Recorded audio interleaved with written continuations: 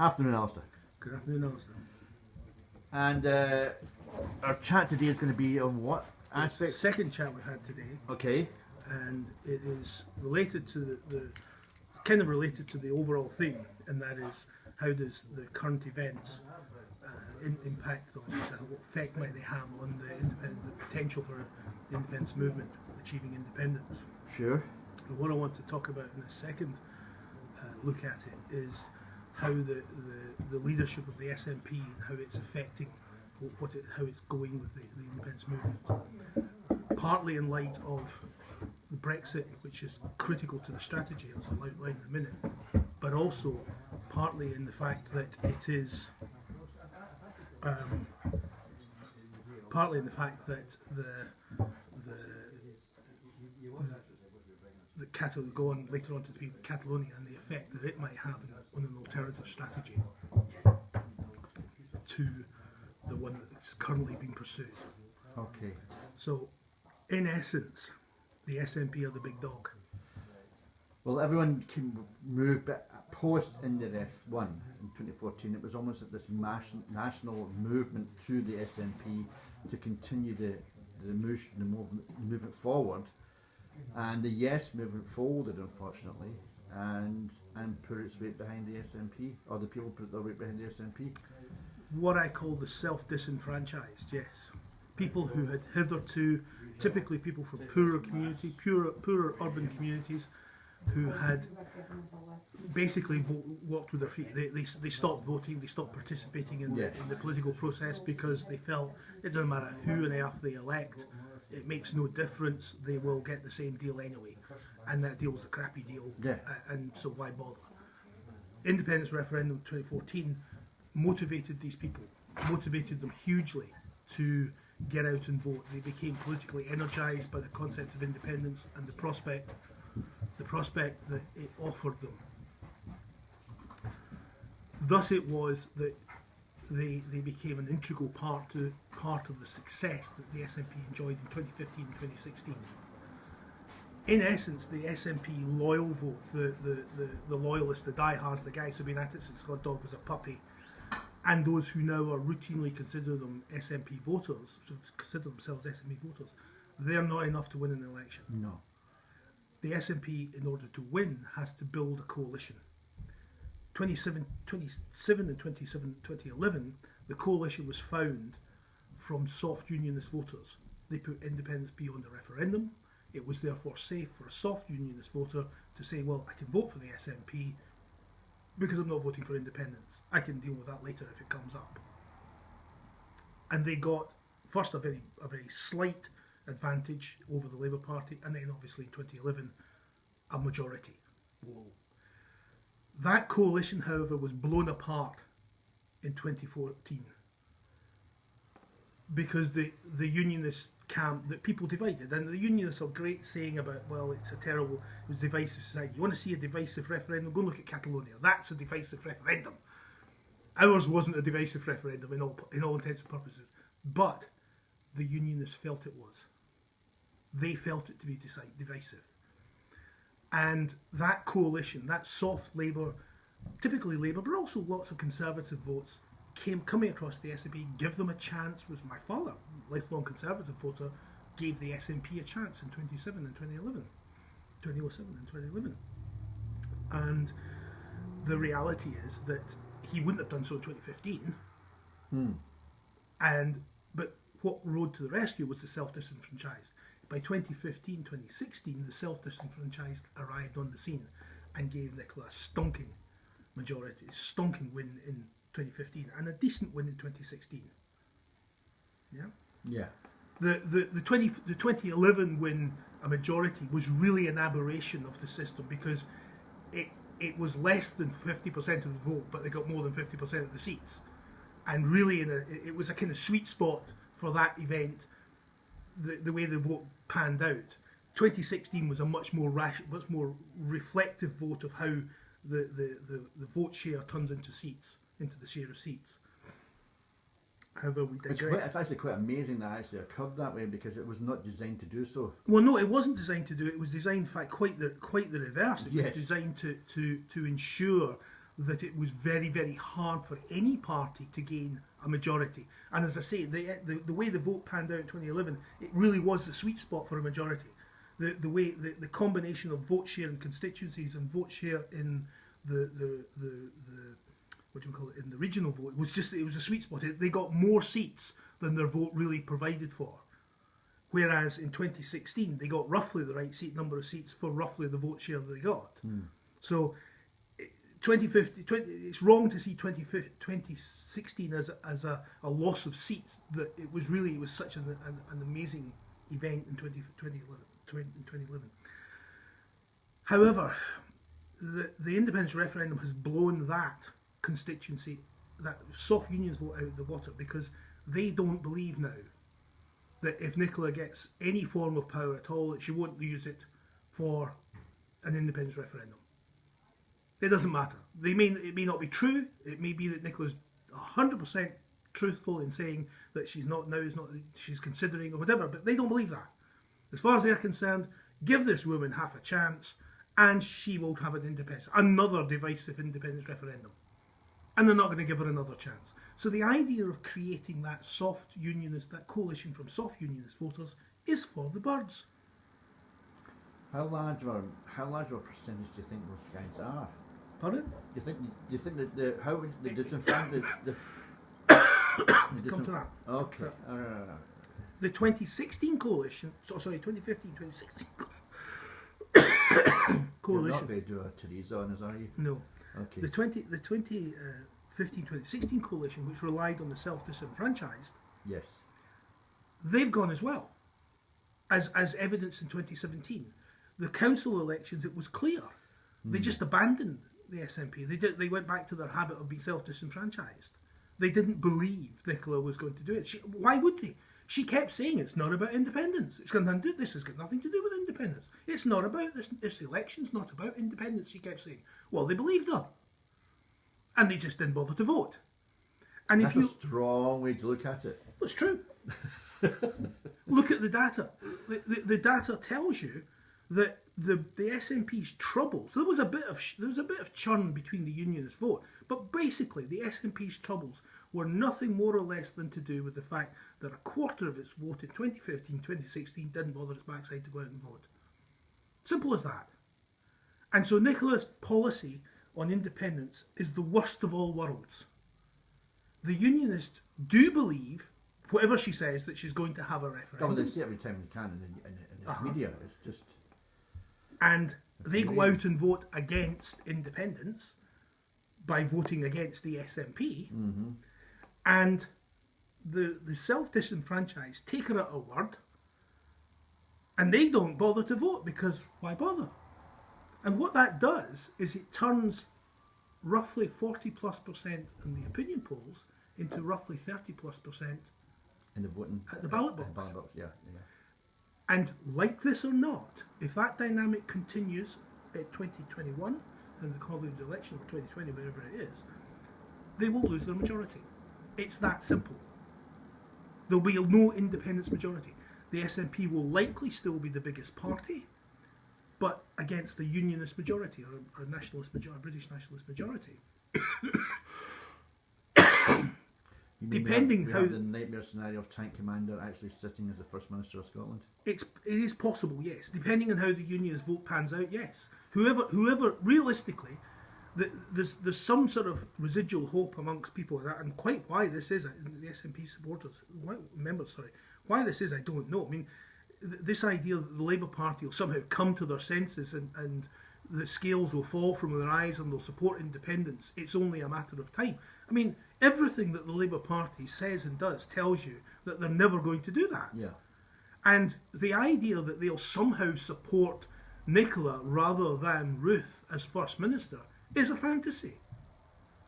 They will put Ruth in charge if that's the way the numbers fall. Realistically, if the Labour Party has the larger number of seats, then they'll take the First Ministership, and Ruth's troops will vote for them. That's a nightmare. It is, but that's the way it is. So And I'm just kind of combining the kind of thoughts here. So if we have a really hard Brexit, the effects of which are going to be at the peak at that point in this the 2021 election, and we have a Tory First Minister. Tory? It's the thought of that actually is a nightmare. Yeah. Seriously. Absolutely, yes. It's horrendous. Yes. I mean, the complete control of the UK by a right wing. Not just right wing, but ultra British nationalist. Yes. You know, Brexit fuel British nationalism to the fore. Rah rah, John. Lots of angry folk. Oh, there will be, yes. And the reality. So the idea that Nicola, with her socially just policies, her investment bank, her social minimum wage, her increase in taxation, etc. The idea that any of this is going to head off a unionist majority is just a fantasy. Because even if it is attractive to Labour voters, they're going to vote unionist anyway, because the union's more important to them than any form of social policies.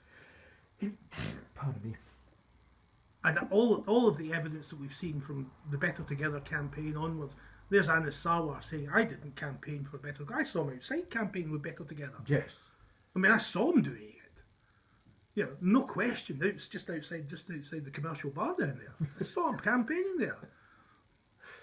You know. And for those who don't know what the commercial bar is within it's something of a unionist stronghold. Yes. To put it mildly. So what can the SNP do about this? How can they re-envision? The SNP have to come up with a strategy that either pacifies, that puts independence beyond any form of doubt, or the cancellation of an independence referendum beyond any form of doubt if they want to go after the soft unions coalition, or they put it front and centre if they want to go after the self-disenfranchised.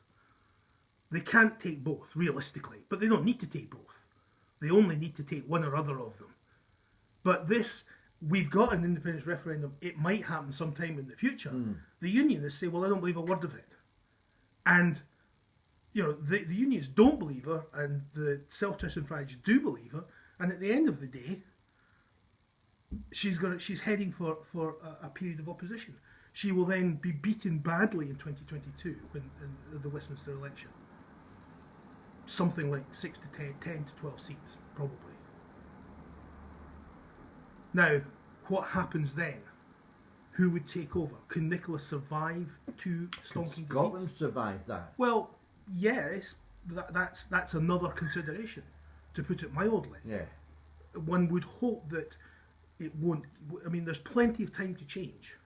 Yes, there's plenty of time to change track. This is not in any sense set in stone. There's plenty of time to change. There's plenty of time to do different things. But if they carry on doing what they're doing right now, as sure as eggs is eggs, they are going to lose in 2021. And they're going to be badly defeated in 2022. And that brings forward a question, why? I don't doubt for 1 second, I'm probably straying into territory before I start, I'm probably straying into territory that will upset people who are watching this video. I apologise in advance, but somebody has to start saying this out loud. Many people who will be offended will be friends of mine, and I apologise in advance. And I'm not big on apologies. I haven't heard what you're about to say here, Alasdair. So the question is, why pursue this strategy? A strategy that both empirically, in terms of the data that we've got, from the results of the elections that we've had, is doomed to failure. You know it's failing. Every single time I heard people sitting here during the general election of 2015 or 17, they kept saying, this strategy's not working. Everybody knows it doesn't work. But we're all supposed to go along when the conference comes, pat, pat, pat. She mentioned independence. Well, that ain't good enough. I'm sorry, it's not. I went along, I was a member of the SNP, I went along to the rally that she had in Glasgow, and I was as enthusiastic as everyone else. I thought, this woman can be Bruce to Salmons Wallace. she can finish the job. But it turns out she's more Toom Tabbert. She's more John Balliol than she is Robert Bruce. She hasn't got what it takes to lead a country to independence. And if she has, if I'm wrong, then I'll be the first to say, I'll be first to eat a big plate of humble pie. If she shows her mettle, you know, I am more than prepared to go for it. But at this point, I see nothing that says that Nicola is more than a manager. Yes, if because of Brexit, as we discussed earlier in the earlier video, if because of Brexit, independence, support for independence crests over 60%, she'll manage independence, the process of independence. Absolutely, probably do it very well. But there is no strategy for independence that depends on her leadership. If we get to that mythical 60% barrier, if we cross it, it won't be because of any leadership, any effort, any determination by the SNP party as a whole. Not the individual members, I'm not saying them, but the actual party isn't doing much about it. It's not doing anything about it as far as I can see, other than say, don't mention independence. And it's a strategy that we know is an electoral failing. We'll fail electorally, or we've got lots of evidence, we've got more than enough evidence to believe it's going to fail. So why? Why pursue this? And the answer is because, led by Nicola, the SNP leadership has neither the gumption to break the constitutional deadlock that between them Ruth and Nicola and Theresa May have put the SNP in. They have effectively, as I said in an earlier video, they have denied democracy. They have said no more democracy here. And at that point, there is no thinker, there is no there is no thinker that Ian McCormick, there is no Ian McCormick about to think through a new strategy. Somebody with the bona fides of long-standing membership of the SNP and the independence commitment, with also the intellectual wherewithal to do it.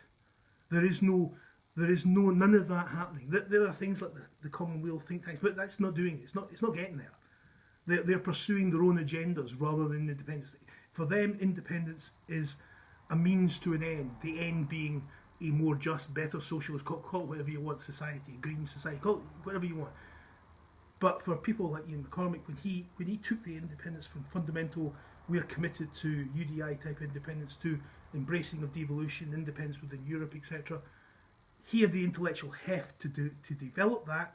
He had the respect within the movement and the SNP to sell it. There ain't nobody doing that now. We need ideas to come forward that break this constitutional deadlock that they've put us into. And quite frankly, as committed politicians, Democrats they will call themselves, cynically you might say people who are doing very well out of the current system, that there is a reluctance to step beyond democracy, or to push the democratic envelope, as it were. And by stepping down, as you know, I know where you're going. Yeah, by stepping down, I'm not talking about guns and blood. No. I'm talking about using the law, using the democratic process, but not necessarily in the concepts that they are currently thinking of them. Mm-hmm. They are thinking in terms of get a majority, get a mandate for a referendum, ask for a referendum, out to London, ask for a referendum, and they'll give it to us for some magical reason. Do you think the SIC and the SNP and the kind of various personalities involved within that? Because my personal opinion is that the SNP is collated around a small group within Parliament, and they are creating a lot more of the stuff rather than the grassroots.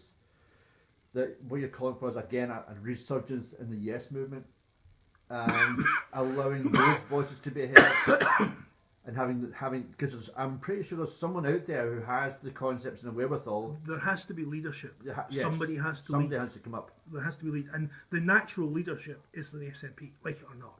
Really? So you don't think this is going to come up within terms of No, another yes the, movement? the idea that we can excuse me, the idea that somehow we're going to have a resurgent excuse me, the idea that we're going to have a resurgent yes movement that's going to come up, it needs somebody to stand up and say, follow me, me, my ideas, not a collective, not a touchy feely. And I will come to this later, but the whole terms and reference has to change. To do what we're doing is simply, there's a great saying, Sandhurst, failing to prepare is simply preparing to fail. And they're failing to prepare, and therefore they're preparing to fail. I mean, we can have figureheads, which I'm not very comfortable with this idea of having one person saying, follow me into this brave new world. It's not a brave new world. It's not necessarily the person who will lead it. It is the person who can think radical ideas. Yeah, we can all do that. No, we can't. we can't. No, I'm sorry, we can't. Most people can't. Well, most people have great difficulty thinking radical. Most people put on the people around here, around this little table, routinely say, now everybody knows that Nicola's not going to lead us to independence. Everybody knows. In their heart of hearts, they do. I don't know about that. Well, I don't really. That's maybe a darkened mirror that's kind of looking back at you there, Alasdair. But no. They. I'm not saying they say. I'm not saying that they come out and say, "Oh well," but when the cold light of the morning, as the dawn breaks, and they look at the ceiling and contemplate the future of Scotland, who amongst us really believes that Nicola Sturgeon is going to be there in that fresh good morning when we she's still good. Well, seriously, that's good. That's fine. I'm you know, I wonder. But anyway, that's fine. Don't get me wrong. I am a strong supporter of Nicola in many ways. Yeah. I trust her bona fide. I have no doubt that if you break Nicola in half, there will be the word independence written through her like a stick of rock. Yeah. I don't doubt for 1 second her commitment, her intention, her ideals, her bona fide generally. I question her abilities.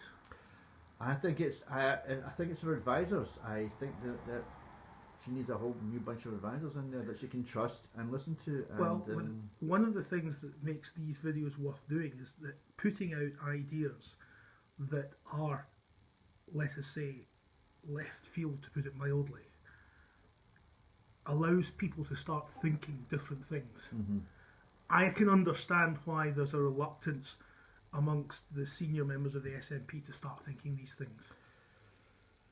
But think them they have to do, because we are en route to a failure. Now, to be fair to Nicola, if you are unable to lead, if you lack the leadership, if you are in fact a manager, and let us say for the sake of argument, just for the sake of argument she is, then the independence process that she's putting forward, that is, I'll manage it once Scotland has made the decision to be independent, is really the only prospectus she can put forward. If you can't lead it, but you can manage it, then you have to build. She's building the independence strategy not around what is possible, but what she can do. If I am right. Right. If I'm right. Big if. And as I say, a lot of people will not like to hear this and will, at this point, be throwing cushions at the video. If not more. My perception of this is actually when she went to visit Lagarde, the head of the IMF, over in New York. I think she was given the bigger picture in this, and that she may have then said, "Look, we'll give you your independence, but you have to go through this process first." And I think she was listening to some other voices that are not what the grassroots of the SNP have actually. To be fair, this prospect, there is a very real prospect of independence in this. It's just not going to happen soon. I mean, the reality is, push the fast forward button. Nicola takes us into the 21 election and we lose. Anas or Ruth or Richard or whoever it is that's in charge of the Labour Party take over as First Minister. No, The SNP are yes. SNP are in opposition. Nicola survives that. Realistically, she can survive that. And in any event, it's no time just because there's a hot in the heels. We're hot in the heels of Westminster election coming up, which is going to be bad. Everybody knows it's going to be bad. Nobody's going to want to take over and carry the can for that. Nicola's going to have to carry the can for that. So she loses badly. Who takes over? Who takes over then? Now, there's just not a calibre of disagree. I disagree. Who do you? Okay, right. Disagree. Clearly, that there's a lot of what I call fantasy canvassing of Alec. Alec will take over again. Alex will. I'm second to nobody in my admiration for Alex Salmond, but I really don't see him taking over again. I'm sure he will have a role to play, but it's not going to be First Minister. Whatever it might be, it won't be First Minister. I don't think we've seen the last of Alec, no. But I don't think he'll ever be leader of the SNP again, and I don't think he'll ever be First Minister again. I think his role will be important, but as I say, I don't think it'll be that. So who would take over? The field of candidates in Holyrood is not. It's really not very in Holyrood is not inspiring. Which leaves us Westminster. Oh. The young Mary Black is, I don't think, ever really going to be a candidate. I see her more as a sort of, I see her more as a vocal activist MP rather than I ever see her as a leadership candidate. The person I see potentially able to lead in 2022 is Joanna Cherry. Joanna Cherry? Joanna Cherry. She's bright. She's on the slightly more fundamentalist view of independence. Right, okay. She's got, by that time, a lot of political experience underneath her belt. I'm still surprised at that one, actually. Okay. I can't see anybody else doing it, to be honest with you. Pardon? Angus? Nah, yesterday's man. Oh, does he? Well, he's not in Parliament for a start. Well, okay. He's going to have to get elected just for a kick-off. That will happen. Yes, he probably can. But he represents the point about there has to be a change of guard. Alec and Nicola, they're part of the pre-referendum SNP, and they are sold to devolution. They are devolutionists to a heart and soul. To their core, they're devolutionists. And don't get me wrong, they have good reasons for that, and I don't question it's the path the party's followed the last 20, 30 right. years. Yes. But the new intake, the 2015 intake, it's a little bit different. They're different. The new leader must come from the 2015 intake, or the post-referendum intake. It doesn't really matter which route where it comes from, whether it's at Holyrood or Westminster, it makes no difference. But it has to be part of it has to be somebody who joined through the Yes campaign. Okay. Because they've got a commitment to independence that, let us say, that commitment to a different process, not commit that. I was going to be wrong there and say a commitment to independence. Wrong. They have a commitment to a different type of process. They haven't got the same investment in the devolution process that the current leadership have. Okay, and I think with that little bit of a bombshell, can I leave it there, Alasdair? Yes. Okay, thanks very much. You're welcome.